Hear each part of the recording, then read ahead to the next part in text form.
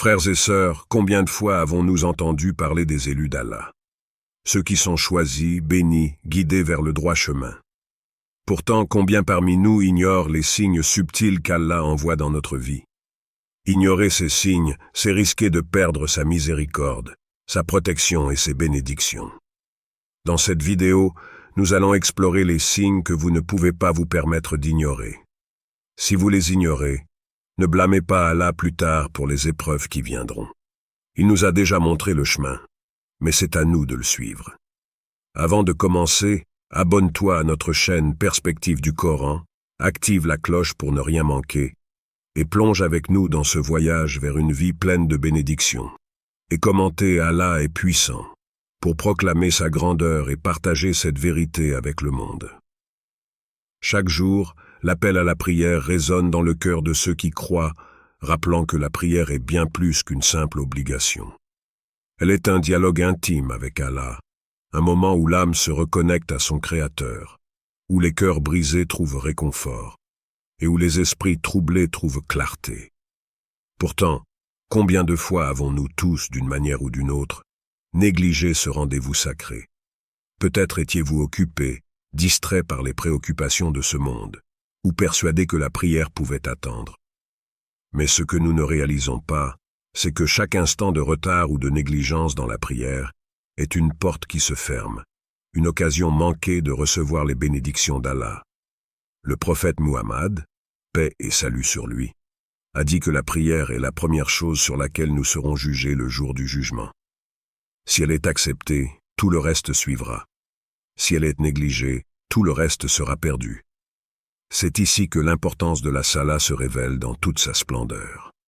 Elle est le socle sur lequel repose notre foi. Mais lorsque nous repoussons cette rencontre sacrée, en pensant que nous avons encore le temps, nous mettons notre lien avec Allah en péril. Ce lien, fragile mais puissant, est ce qui nous garde sur le droit chemin, ce qui nous donne la force de traverser les tempêtes de la vie. Imaginez un fil d'or qui vous relie à Allah. Chaque prière, chaque prosternation, chaque humble demande renforce ce fil, le rend plus solide. Mais chaque négligence, chaque prière manquée, l'effiloche, le rend plus faible, jusqu'à ce qu'il devienne trop fragile pour vous soutenir lorsque vous en aurez le plus besoin. Quand viendra le moment des épreuves, où vous chercherez désespérément refuge dans la foi, où se tourner si ce fil est brisé? Ne pas prier, c'est comme ignorer une lueur dans une nuit sans étoiles. La prière est cette lumière qui guide, qui apaise, qui donne sens et direction. Sans elle, la vie devient une quête vide de sens, où les bénédictions se font rares et où l'âme se sent continuellement perdue. Combien de fois avez-vous ressenti cette agitation intérieure, cette sensation que quelque chose manque, sans savoir ce que c'était? Peut-être, dans ces moments-là, c'était la prière qui manquait. C'était votre cœur qui appelait à se reconnecter avec la source de paix ultime. Alors, frères et sœurs, ne laissez pas cette lumière s'éteindre, car lorsqu'elle est partie, ne reste que l'obscurité. Il est facile, dans ce monde moderne, d'être emporté par le tourbillon des attentes et des désirs. Nous courons après des objectifs, des rêves, des ambitions, souvent en oubliant ce que nous avons déjà entre nos mains. La gratitude, cette qualité précieuse, devient rare. Pourtant, Allah, dans sa sagesse infinie, nous rappelle sans cesse que chaque souffle que nous prenons, chaque battement de cœur, chaque lever de soleil, est une bénédiction en soi. Il y a des jours où tout semble aller mal, où les difficultés s'accumulent et où l'angoisse se fait sentir. Mais même dans ces moments-là, il y a des bénédictions cachées que beaucoup parmi nous oublient de reconnaître. Un cœur rempli de gratitude est comme un vase qui déborde de lumière. Il voit au-delà des épreuves immédiates et reconnaît que, même dans la douleur, il y a une leçon, un don divin. Allah nous protège parfois de ce que nous ne pouvons même pas comprendre. Peut-être avez-vous vécu des moments où les choses semblaient insurmontables, où la perte, la tristesse ou l'échec semblaient dominer votre vie. Mais avez-vous pris un moment pour vous demander combien de catastrophes Allah a-t-il écartées de votre chemin, sans même que vous en ayez conscience? L'élu d'Allah sait que chaque épreuve est une épreuve de patience, et la patience va de pair avec la gratitude. Lorsque vous remerciez Allah, même pour les plus petites choses, vous reconnaissez sa sagesse et sa miséricorde dans chaque aspect de votre vie. Cependant, lorsque vous négligez cette gratitude, c'est comme si vous refusiez de voir les bénédictions qui vous entourent. Et ce refus n'a qu'une conséquence. Le cœur s'assombrit, se remplit de ressentiment, d'envie et d'insatisfaction. Pensez à un voyageur perdu dans un désert, désespérément à la recherche d'eau. Chaque goutte qu'il trouve, même la plus infime, est un trésor. Mais celui qui a oublié la soif ne voit plus la valeur de l'eau. C'est ainsi que fonctionne la gratitude. Plus vous êtes conscient des bénédictions, même les plus subtiles, plus vous êtes conscient de la miséricorde d'Allah dans votre vie. Mais si vous fermez les yeux à ces bénédictions, si vous vivez sans reconnaissance, vous risquez de perdre cette connexion précieuse avec Allah. Vous vous éloignez, sans même vous en rendre compte, de celui qui vous a donné tout ce que vous avez. Lorsque le cœur cesse d'être reconnaissant, il devient vulnérable à l'insatisfaction. Rien ne semble suffire. Vous pouvez avoir tout ce dont vous avez besoin, mais ressentir un vide profond. Ce vide, c'est l'absence de gratitude. Vous vous concentrez sur ce que vous n'avez pas, plutôt que sur ce que vous avez. Et dans cette quête insatiable de plus, vous perdez la paix intérieure. Le cœur, qui était autrefois paisible et connecté à Allah, devient agité, envahi par l'ingratitude. Alors, frères et sœurs, ne laissez pas la gratitude vous échapper. Ne la négligez pas, car c'est elle qui garde votre cœur proche d'Allah. Lorsque vous remerciez pour les petites choses, Allah vous accorde encore plus. Mais si vous ignorez ces bénédictions, n'attendez pas que votre cœur se remplisse de paix. Car un cœur qui ne sait pas être reconnaissant s'éloigne lentement mais sûrement de la lumière d'Allah. Il y a dans nos vies des voix silencieuses mais puissantes, des sages qui, par leur expérience et leur piété, nous montrent la voie à suivre. Pourtant, combien de fois avons-nous préféré le confort de notre propre ego à l'humilité d'écouter? Combien de fois avons-nous rejeté ses conseils, pensant que nous savons mieux, que nous pouvons nous débrouiller seuls? Frères et sœurs, sachez que refuser d'écouter les sages est le premier pas vers l'arrogance, un poison subtil qui se glisse dans le cœur et qui, sans même que l'on s'en rende compte, nous éloigne d'Allah. L'une des caractéristiques les plus profondes des élus d'Allah est leur humilité. L'humilité ne signifie pas simplement être silencieux ou modeste en apparence, c'est accepter la vérité, peu importe d'où elle vient, même si elle met en lumière nos erreurs, même si elle ébranle notre orgueil. Un cœur humble sait que chaque conseil offert par un sage, un parent ou un enseignant religieux est une occasion d'apprendre, de s'améliorer, de se rapprocher d'Allah. Mais lorsqu'on refuse ces conseils, c'est notre propre ego que nous mettons en avant. Et cet ego devient une barrière entre nous et la guidance divine. Rappelez-vous l'histoire de Shaitan qui, par arrogance, refusa de se prosterner devant Adam. Paix sur lui. Ce refus était basé sur une conviction erronée, celle de se croire supérieur.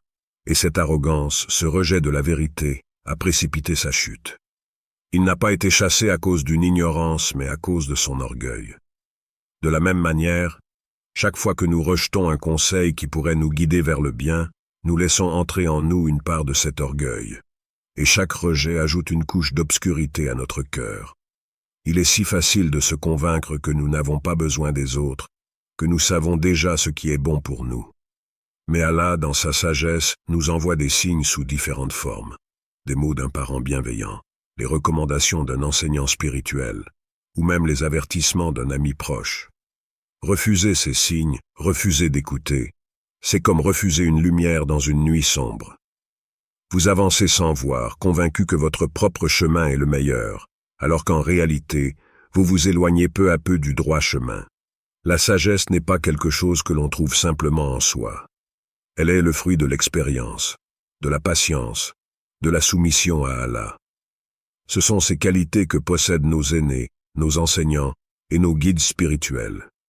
Mais l'arrogance, frères et sœurs, nous pousse à ignorer cela, à croire que nous n'avons pas besoin de leurs conseils. Et c'est là que commence la véritable perdition.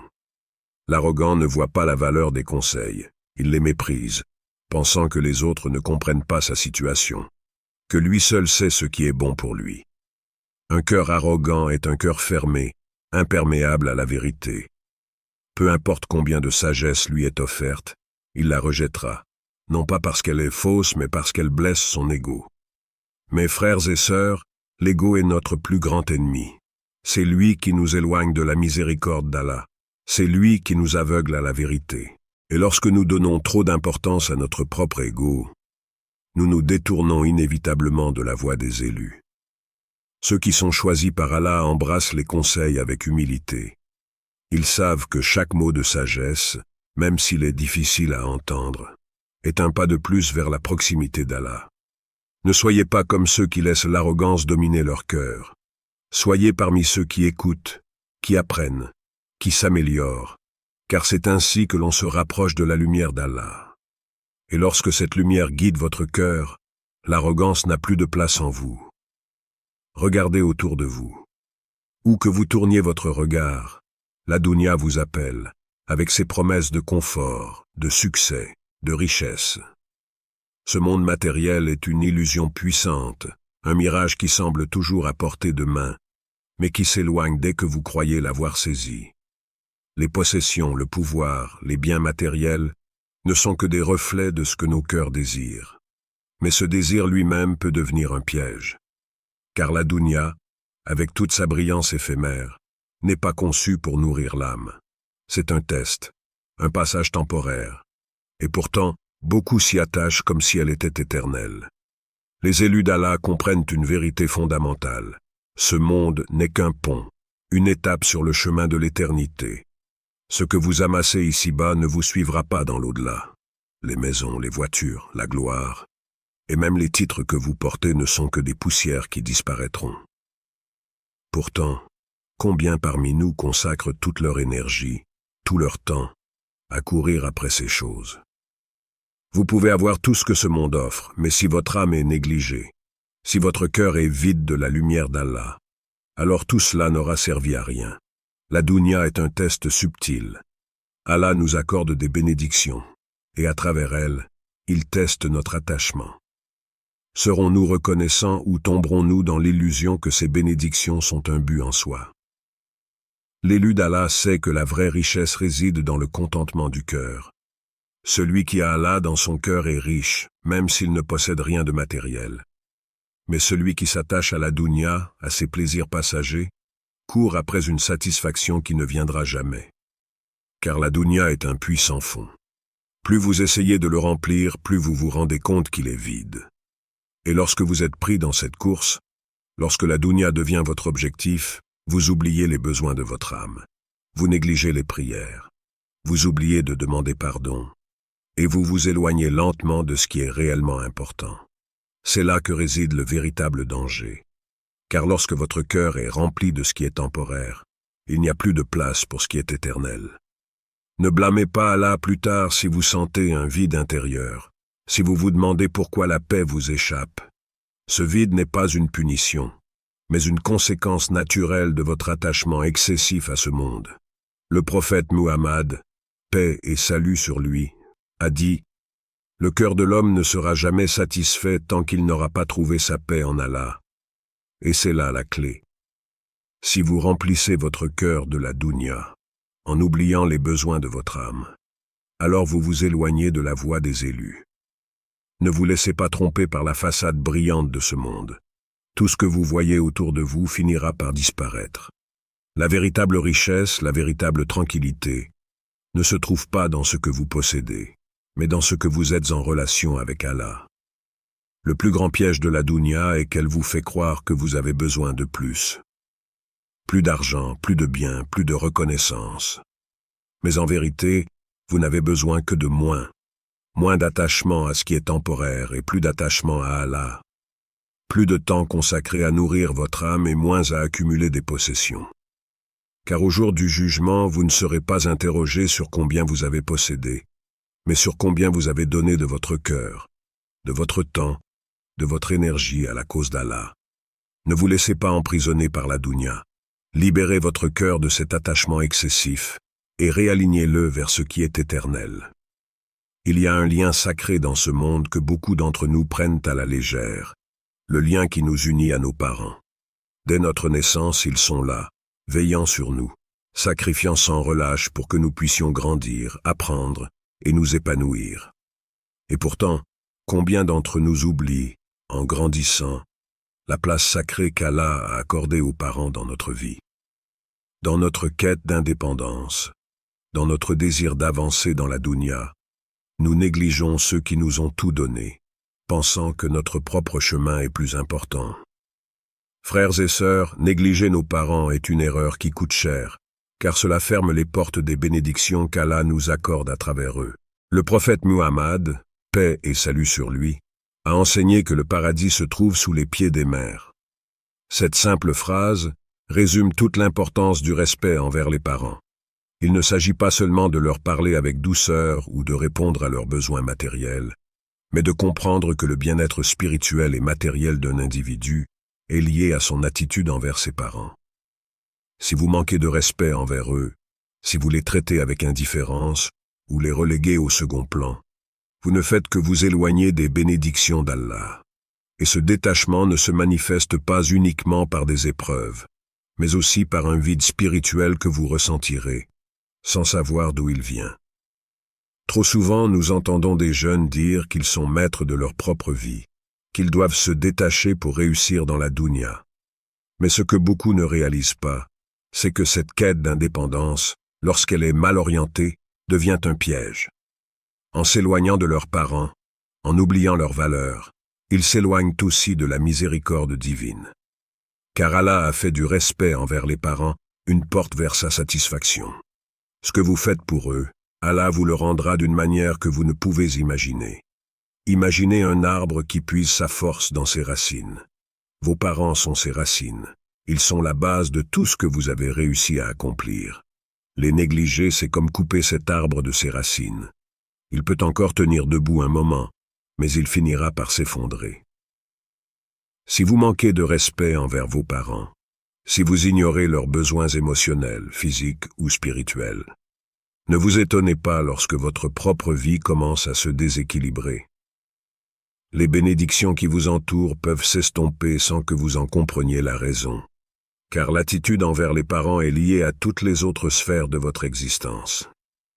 Pensez à ce qu'ils ont fait pour vous. Peut-être avez-vous grandi en voyant leurs sacrifices comme des actes naturels, des responsabilités qu'ils devaient assumer. Mais aujourd'hui, en tant qu'adulte, voyez ces actes pour ce qu'ils sont réellement, des dons de miséricorde qu'Allah a placés dans leur cœur pour vous. En tant qu'élu d'Allah, vous devez reconnaître ces sacrifices, les honorer et leur rendre tout le respect et l'amour qu'ils méritent. Les élus ne se contentent pas d'accomplir des actes d'adoration. Ils savent que le respect envers les parents est un acte d'adoration en soi, une prière silencieuse qui ouvre les portes du paradis. Lorsque vous entendez leur voix, écoutez avec attention. Lorsque vous voyez leurs besoins, répondez-y avec empressement, car chaque acte de respect envers eux, aussi petit soit-il, est noté par Allah. Et lorsque vous manquez à ce devoir, vous accumulez non seulement un péché, mais aussi une distance entre vous et Allah. Les portes des bénédictions se ferment progressivement, et ce n'est que lorsque les difficultés surgissent que vous réalisez peut-être ce que vous avez négligé. Ne blâmez pas Allah si la prospérité vous échappe, si le bonheur se fait rare. Blâmez plutôt l'arrogance ou l'indifférence qui vous a éloigné de vos parents. Car en négligeant leurs droits sur vous, vous avez négligé un droit sacré d'Allah. Revenez à eux tant qu'il est encore temps, car tant qu'ils sont là, la porte du paradis reste ouverte pour vous. Respectez-les, honorez-les, et soyez parmi ceux qui, par leur dévotion envers leurs parents, trouvent la satisfaction divine. Le Coran, la parole vivante d'Allah, est bien plus qu'un simple livre. Il est le lien direct entre l'humanité et son Créateur, une lumière immuable qui éclaire les âmes à travers les époques. Chaque verset est une clé qui ouvre la porte de la sagesse divine, une source de guidance qui transcende le temps et les circonstances. Pourtant, combien parmi nous ont laissé ce trésor inestimable prendre la poussière sur une étagère? Combien d'entre nous, submergés par les préoccupations mondaines, ont négligé d'ouvrir ce livre, de plonger dans ses enseignements, de laisser ses paroles pénétrer nos cœurs et éclairer notre vie. Il est tragique de constater que, pour beaucoup, le Coran est devenu un objet symbolique, présent dans nos foyers mais absent de nos cœurs. Les élus d'Allah, eux, comprennent que le Coran est plus qu'un texte à lire occasionnellement. Ils savent que c'est un guide constant, une source de guérison pour les âmes troublées et un refuge pour ceux qui sont perdus dans les tempêtes de la vie. Chaque mot, chaque lettre a été révélé pour apporter la lumière dans nos vies, pour nous protéger des ténèbres et des illusions de ce monde éphémère. Et pourtant nous le négligeons. Ignorer le Coran, c'est abandonner la lumière qui a été mise à notre disposition. C'est comme marcher dans l'obscurité tout en ayant une lampe à portée de main, mais en refusant de l'allumer. Combien d'entre nous ressentent une agitation intérieure, une confusion dans leurs décisions, un sentiment de vide qu'ils ne peuvent expliquer? La réponse se trouve souvent dans notre relation avec le Coran. Si vous négligez de lire, de méditer, de vous imprégner de ses enseignements, alors vous abandonnez la plus grande source de lumière dans votre vie. Ne vous étonnez pas si, sans cette lumière, votre chemin devient incertain, si les décisions deviennent difficiles, si la paix semble vous échapper. Les élus d'Allah savent que le Coran n'est pas un simple livre à consulter en cas de besoin. C'est un mode de vie, une boussole qui oriente chaque pensée, chaque décision, chaque action. Mais lorsqu'il est ignoré, lorsque nous le laissons de côté, nous nous éloignons peu à peu de la guidance divine. Les signes deviennent flous, les épreuves plus lourdes à porter, et nous nous retrouvons souvent à errer, cherchant des réponses dans ce monde alors que les réponses ont toujours été là, dans le Coran. Imaginez un voyageur dans un désert, perdu, cherchant désespérément un point de repère, une direction. Le Coran est ce point de repère, ce guide qui non seulement montre la direction, mais apaise aussi le cœur du voyageur. Cependant, si vous ignorez ce guide, vous vous exposez à errer sans but, à perdre de vue ce qui est essentiel. Et ce désert, c'est la dunya, pleine de mirages qui promettent satisfaction mais qui ne font qu'épuiser l'âme. Le Coran est l'oasis, la source d'eau pure qui réhydrate votre cœur et le nourrit de la vérité divine. Ceux qui se sont détournés du Coran ne se rendent souvent compte de sa valeur que lorsqu'ils sont plongés dans l'obscurité des épreuves. Et même à ce moment-là, il est toujours temps de revenir vers lui. Car le Coran, dans sa miséricorde infinie, est toujours prêt à accueillir celui qui revient à lui offrir ses enseignements et à le guider vers la paix intérieure. Mais pourquoi attendre que les épreuves vous accablent? Pourquoi attendre d'être au fond du gouffre pour ouvrir ce livre de lumière? Ne laissez pas ce trésor se perdre. Ne laissez pas les bénédictions qu'il contient vous échapper. Car chaque verset est une bénédiction, une porte ouverte vers la satisfaction divine, une réponse à vos prières. Et chaque jour où vous le laissez de côté, chaque jour où vous négligez ses enseignements, est un jour où vous vous privez de cette lumière. Vous vous éloignez de ce que vous savez être la vérité. Partage ta réponse dans les commentaires. Et n'oublie pas de liker et de t'abonner à notre chaîne Perspective du Coran. Qu'Allah vous accorde la baraka dans chaque aspect de votre vie. Frères et sœurs, le Coran est votre plus grande richesse. Ne le laissez pas s'éloigner de vous, car lorsque vous l'ignorez, vous vous éloignez de votre propre lumière, de votre propre salut.